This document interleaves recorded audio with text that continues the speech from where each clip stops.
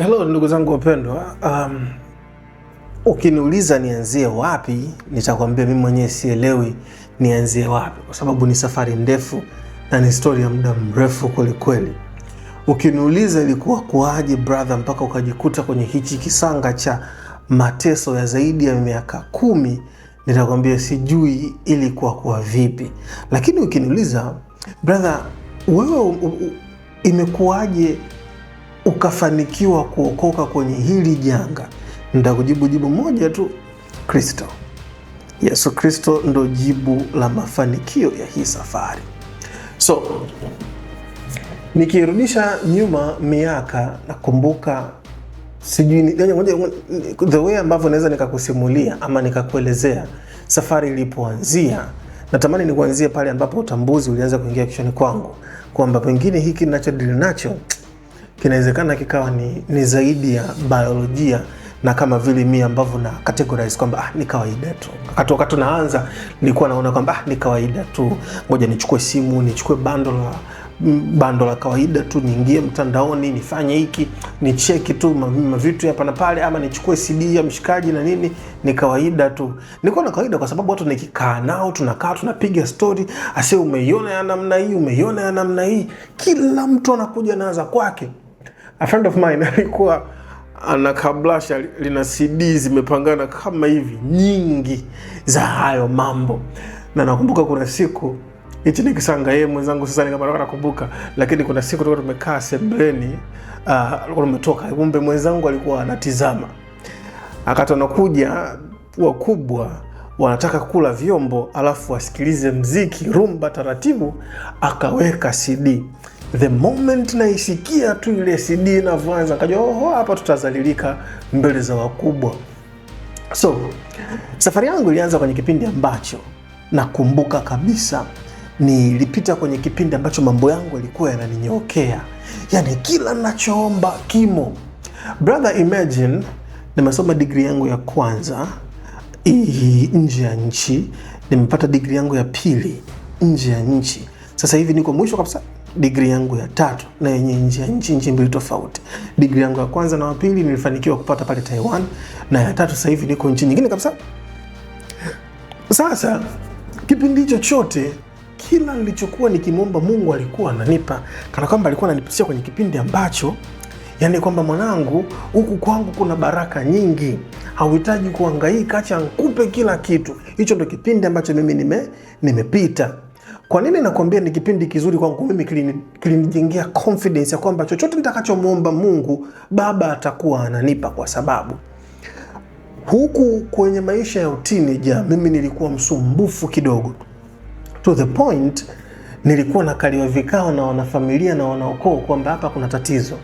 Watu walikuwa wana ile walaki ni kwamba hivi atamaliza shule kweli, atamaliza kweli olevo huyu, kwa sababu nakumbuka olevo tu yenyewe nimerudia zaidi ya mara 3. Nimesoma shule tofauti, nimefukuzwa.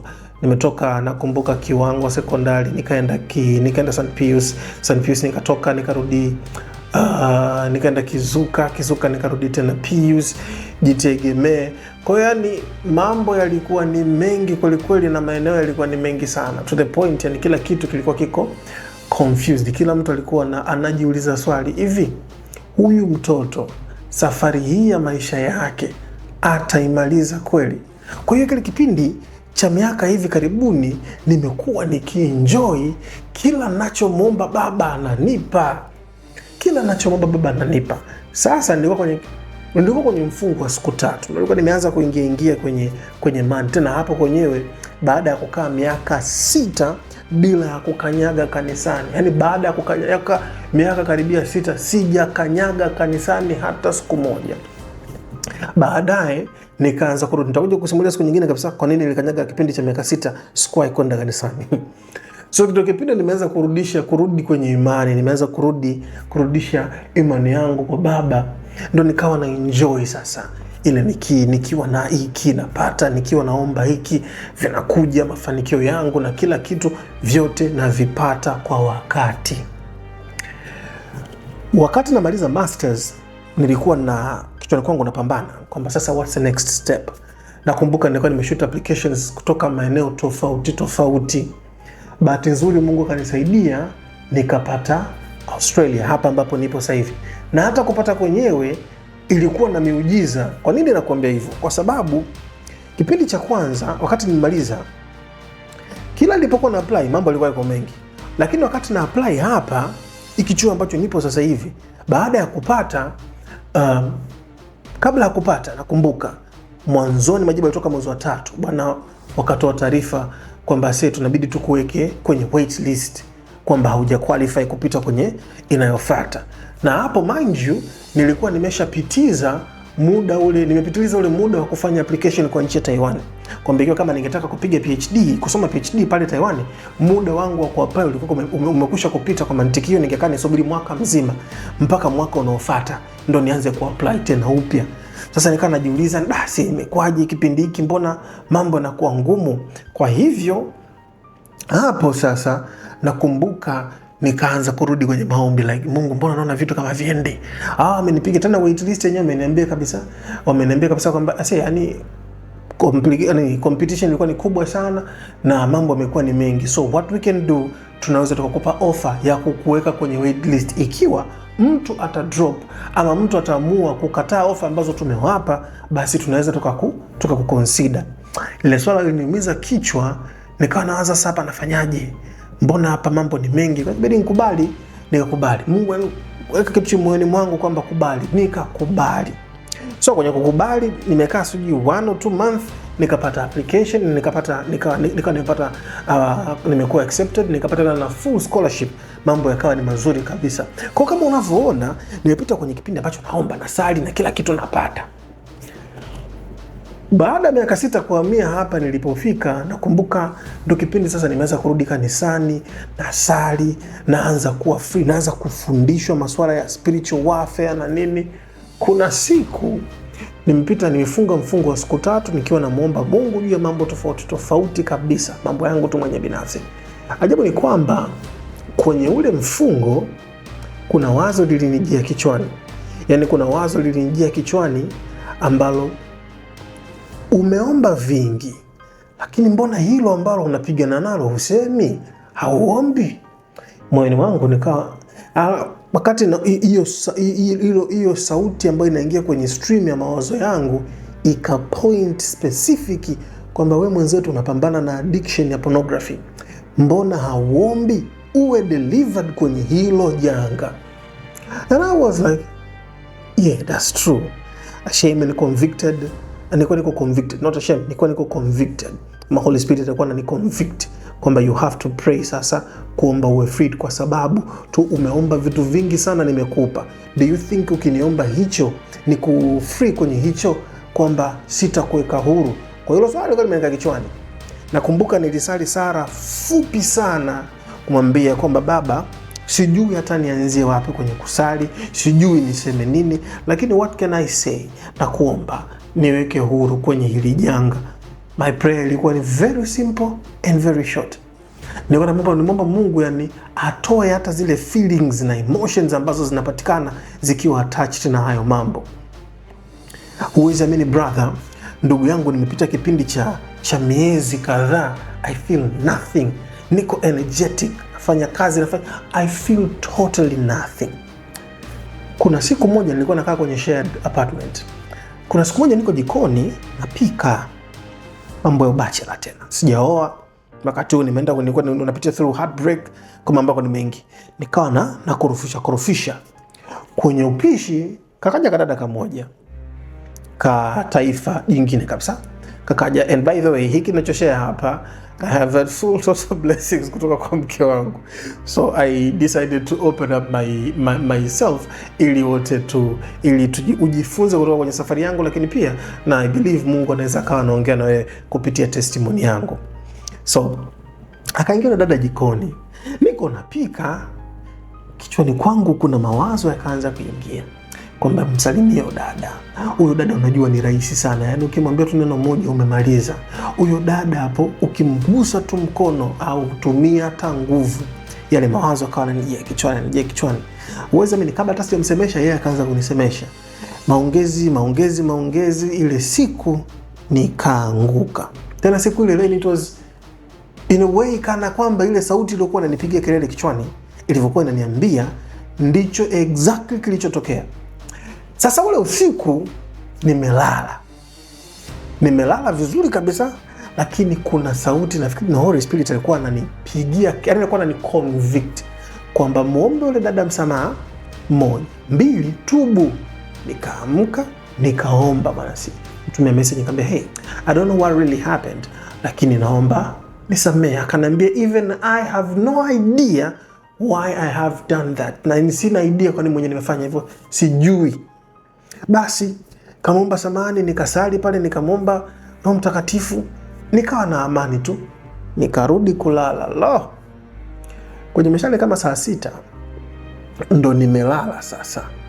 Yaani kwenye mishale kama saa 6 ndo nimelala.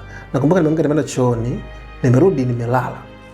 Nipo kwenye state ambayo I am totally aware na mazingira, lakini nimelala. Uweza mimi nimelaza shingo, mbele yangu naona kabisa kuna kivuli cha mtu. Hii kivuli kimetokea wapi? Mbele yangu naona kabisa kuna kivuli. Kile kivuli kilivyotokea tu, kana kwamba nguvu zinaniisha, lakini kana kwamba kuna mtu ananifyonza uhai kutoka kwenye mwili wangu. And I was like, what's going on? The only thing comes in my mind ni jina la Kristo. Kwa nikawa naita jina lake. Na nguvu ndo zinazidi kuniisha, mimi naendelea kuita jina lake. Kile kivuli cha mtu kinasogea, nazidi kuita jina lake. Kile kivuli kinazidi kusogea, nazidi kuita jina lake, kikapotea. Kwa sababu kadri kilivyokuwa kinazidi kusogea, ndo kana kwamba maisha yalikuwa yanatoka, kana kwamba alikuwa ananifyonza uhai. Nilivyokuwa nakumbuka nilikuwa unatamka jina, unajiona kabisa na kwamba sasa hapa moyo, mapigo ya mwili, you can hear mapigo ya moyo. Kile kivuli kikapotea. Ile siku Holy Spirit akanirudishia kumbukumbu ya mstari ambao nilisoma kwenye Biblia unaosema kwamba pepo likikwisha kumtoka mtu linaenda jangwani kutafuta pahala pa kukaa. Likikosa linasema ngoja nirudi kwenye nyumba yangu ya awali. Likirudi likakuta nyumba imesafishwa, linakwenda kuchukua 7 wengine waovu kuliko yeye. So ile siku ndo nilianza kujua kwamba what I am dealing with, hii ni more spiritual kuliko physical. Kuanzia hapo bato ikawa ni nyingi, si kwenye ndoto, si kwenye uhalisia. Mambo nilikuwa napitia ni Mungu peke yake ndo alikuwa anajua. Asa ile sauku tu ya kutaka kujua, nakumbuka Holy Spirit akanirudishia kumbukumbu yangu. Akarudisha kwenye kumbukumbu the first time nilikuwa exposed kuangalia hizi video za utupu. Ile siku nakumbuka sijafika hata darasa la 5. Tuko na zile TV za zamani, Hitachi, ile chogo kubwa. Moja kati ya wakubwa wanafamilia wa nyumbani alikuwa na tabia, anachukua TV na VHS tape, anaingia nayo chumbani, anakula movie. Huo ndio ulikuwa utaratibu wake. Jioni anatoka. Sasa mimi nimetoka, maana shule ya msingi jioni ndio ulikuwa natoka shule. Unarudi nyumbani. My mother alikuwa ametokea utaratibu, ukifika tu nyumbani kabla hujafanya chochote, vua nguo, tia kwenye maji, ziloweke. Wakati huo unakula ili baadaye upate zifuliwe. Ile jioni nimeingia chumbani, alisahau kurudisha ile TV na VHS. Sasa nimeingia chumbani, kuna sauti inaniambia play that video. And the funny thing ni kwamba kwenye VHS ile VHS tape ile deck ile tukaitaka deck kipindi hicho, juu kuna mkanda movie ni Double Impact ya Jean-Claude Van Damme, movie ya mwaka 1991, Double Impact. Damme mapacha, kama nafikiri mtakuwa mnaikumbuka, unaweza kutukumbusha hapo kwenye comment section chini. Ile ndo cassette ilikuwa pale juu. Sababu nilikuwa sijui, naona kabisa ili si movie la Damme ili, ngoja niliplay. Sauti moja inaniambia acha, sauti nyingine inaniambia play. Moja inaniambia acha, nyingine inaniambia play. Mimi nika play. Kwenye kuplay, that was the first time naona watu wakiwa kwenye harakati zao kwenye picha za utupu, kana kwamba ni mbegu ambayo shetani alikuwa anapanda tangia nikiwa mtoto, kana kwamba ndo mlango ulikuwa umefunguliwa bila ya mimi mwenyewe kujua. Tena ulifunguliwa mlango kwa mtu wa karibu kabisa wa familia. That was the beginning ya safari ambayo imenitesa kwa zaidi ya miaka 10. Na here's the funny thing. Ambacho nimejifunza ni kwamba anapanda mbegu mapema ukiwa mtoto. Anakupitisha kwenye process ya kuikuza ile mbegu akimwagilia, alafu kuna wakati anajua kabisa nao mbegu itaanza kutoka sasa, kuotea na kutoka, ili matunda yake uje kuyaona baadaye. Kwenye hiki kipindi pia ambacho mimi nimepitia, huwezi amini, mimi nilikuwa mtoto ambaye niko isolated sana. Sikupata nafasi ya kuwa na hang out sana na wakubwa zangu, kwa sababu age yetu ilikuwa ni age gap yetu ni kubwa. Kuna karibia miaka karibia, kwa kakangu mkubwa wa kwanza karibia miaka 10 na ni age gap. So watu ambao wana hang out nao wao ni wakubwa. So mara nyingi sana mimi kundi langu kubwa ambalo nilikuwa na hang out nao zaidi ni wadada na ni watoto wa kike na ni my sisters. Na maana I learned a lot about cooking and stuff like that. Ndio maisha ambayo mimi nimekulia. So I was isolated, spending more time with my sisters back in the days. Sijui unanielewa.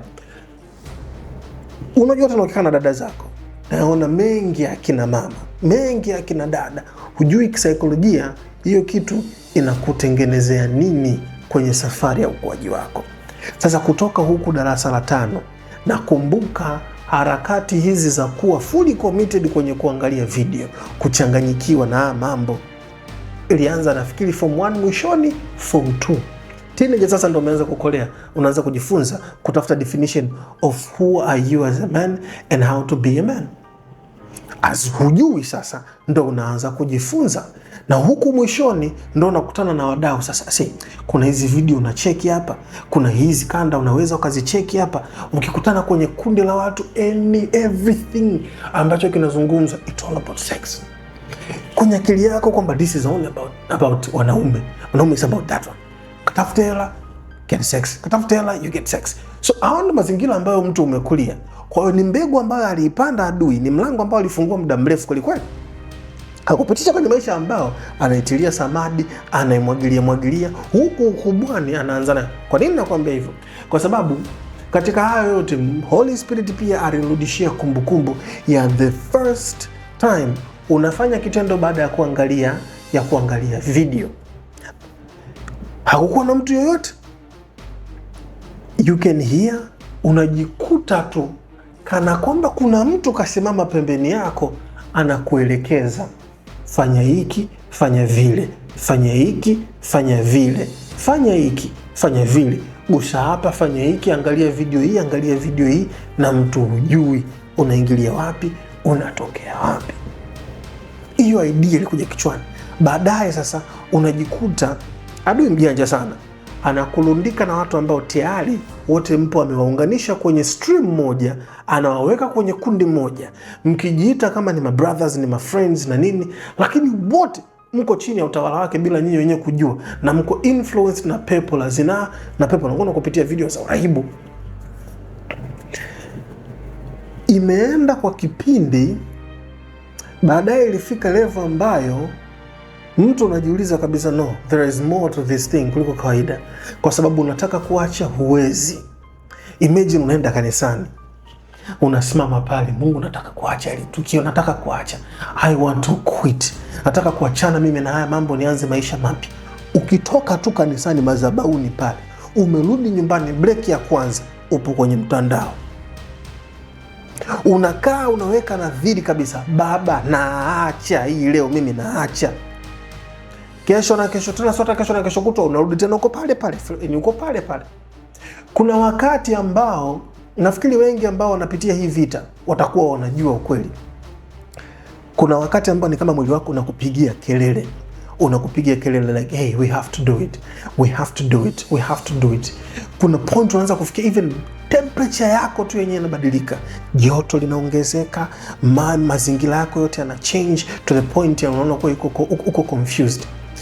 Hili swala linafika kwenye level ambayo watu wengine unalala na mke wako na bado ukitoka hapo unahisi kabisa haujatosheka, unaingia chooni kwenda kumalizia. Ubaya wa hili pepo linaingia mpaka kwenye familia ndani. Wewe unasimama unasema kabisa, mke wangu mimi kama sijaangalia hili tukio haki ya mama, siwezi kufanya chochote. Most people hatujui kwamba what we are dealing with ni cycle ya connection ya pepo la zinaa, ambalo limekuja na kategori mpya kabisa ya masuala ya video za kwa connect watu kwa. Kuna mstari unasema kwenye Biblia, macho yako ni mlango wa roho yako, something like that. Nikumbuka nitaweka kwenye description hapo chini. Kile unachokiona mara nyingi sana kina uwezo wa kuingia kwenye roho yako bila wewe kujua. Spirits can transfer.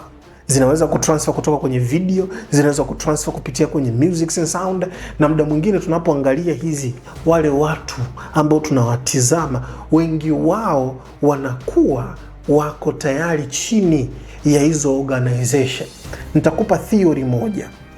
Wakati najifunza masuala ya spiritual warfare, na kumbuka fika kabisa, kuna mtu asha kusema hawa wengi ukiwaangalia, wengi huaga wanakuwa wana tattoo ya butterfly, ya kipepeo mgongoni, kiunoni, kwenye mguu, ana kitatu fulani hivi cha kipepeo. Kwenye dunia kuna watu, kitu ambacho watu wengi wakijui, moja kati ya lugha za zamani sana ambazo ni lugha za occult zinaitwa, yes of course, hizi secret societies zinatumia, ni lugha ya symbols.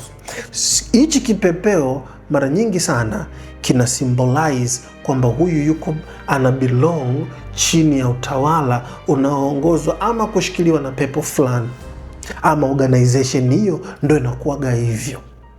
So what you're dealing with, na uhakika kama nilivyokuambia, inafika level ambayo ukitizama unaona kabisa hii mbona sio kawaida, kila nikitaka kuacha siwezi. Mwili wako unaamini kabisa kwamba siwezi, mimi ndo siwezi, ndo ishafika. Unajikuta unataka kushiriki tendo na mke wako, lakini unajiona kabisa there is no way, mimi najiona na survive hapa. Unataka sujuko na mpenzi wako, unajikuta kabisa kwamba mimi ni mlevi wa kuangalia hizi vitu, nisipoangalia mimi naisiishi kama natosheka. Tena inafika level nyingine kwamba kila mwanamke anayepita mbele yako unachokiona wewe ni uchi, kwa sababu ameshaingia ndani ya akili yako, amesha restructure your brain, amesha rewire system yako ya kichwa. Kwa hiyo kila unachokiona wewe unaona ni matatizo tu, unaona ni majanga tu, ndicho ambacho unakiona. Mpendwa, ikiwa wewe unajiona kabisa umefika kwenye hiyo hali na unatamani kuacha, wala hata usiwe na wasiwasi. Mungu wetu yupo, Mungu wetu anaweza, kwa sababu kwenye hizi njia zote na haya mateso, mwisho wa siku mara nyingi mwanga wa kutokea kwenye mafanikio siku zote upo na upo wazi. Ninachotaka nikwambie nini? Wakati nahangaika na mimi mwenyewe, kujifix mimi mwenyewe, kurepent, kutubu dhambi, kusoma vitabu, trust me, ukiangalia hivi vitabu ambavyo viko hapa, most of them ni vitabu vinavyodili na masuala ya spiritual warfare, vita za kiroho. The reason why nilijikuta huku ni kwa sababu ya kuwatafuta majibu ya maswali ambayo yalikuwa yamenikaa kichwani kwangu, hasa kwangu mimi, swala zima la pepo la uraibu. Ukiangalia hapa kuna hiki hapa, how to pray, how spiritual, unaitwa pigs in the parlor, kuna when pig moves in. Samani kidogo, moja nikuonyeshe hivi viwili hapa. Sijajua kama unaweza ukavipata, lakini ukipata hichi kitabu kina mengi ya kujifunza, kinaitwa Pigs in the Parlor. Fikiri tafsiri yake ya Kiswahili ni nguruwe kwenye hekalu, something like that. The Principal Guide to Deliverance, namna ya kuwa free, kuwa delivered kwenye hizi majanga. Kitabu cha pili kimeandikwa na Don Dickerman, kinaitwa When Pig Moves In. Pigs ni mapepo yakiingia inakuwaje. Vitabu ni viko vingi sana vya kujifunza, lakini yako mengi ambayo mimi nimejifunza, kwa sababu hili ni spiritual, hili ni physical, and the most important ni psychological pia vile vile. Sina spiritual part of it, nataka nikwambie, sababu story yangu ni ndefu kweli kweli, lakini sitaki kukupa story tu in general, nataka nikupe story in addition na somo na namna ya kuwa deliver na namna ya kujifunza, kwa sababu nimekuja kujifunza kitu kimoja.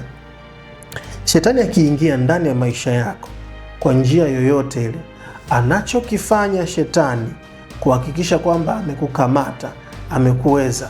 Shetani anachokifanya, anajenga fortress. Hizi fortress wapendwa, zinaitwa stronghold. Kuna mengi sana ambayo tutayaongea, namna ya kuzivunja, namna ya kuwa free, na namna ya kuhakikisha kwamba unakuwa uko huru. Mimi naamini kuna mengi ya kujifunza kwenye video na parts zinazofuata. Nitakwenda in detail kwenye kukuelezea. Mungu akubariki sana.